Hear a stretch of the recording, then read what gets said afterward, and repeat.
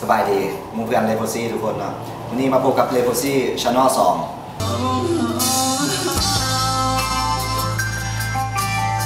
ดัดจะมาแนะนำเกี่ยวกับการสโลว์เพลงสัญญาลมๆแรงๆเพลงนี้จะต้องได้ใส่เอฟเฟกต์ดีเลย์เนาะในการช่วยในการสโลว์ท่อนนี้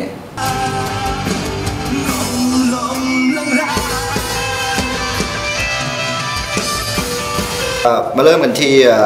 ห้องที่16สาย3ถึกอยู่โน้ต C เนาะโน้ต C แล้วก็ห้อง13สาย2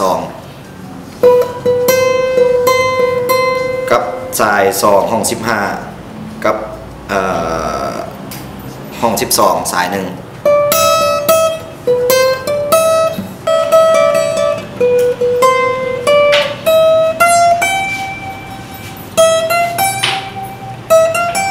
จะเป็นอยู่ในกลุ่มคอร์ดของ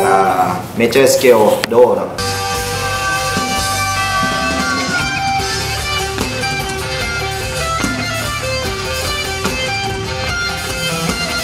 วักที่2เนาะ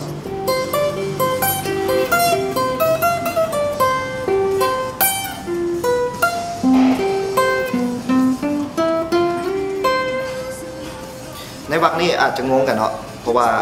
มันจะเป็นเสียงดีเลย์มาอันเองลองไปเล่นเบิ่งแล้วตั้งดีเลย์ตามหลังจะประมาณ8 โน้ตเนาะระวังว่ามูเพื่อนทุกคนคงจะเอาไปซ่อมกันเบิ่งเนาะถ้ามีปัญหาเกี่ยวกับเรื่องของการใช้เอฟเฟกต์ดีเลย์ยังก็สามารถสอบถามกันได้เนาะในคลิปวิดีโอข้างหน้า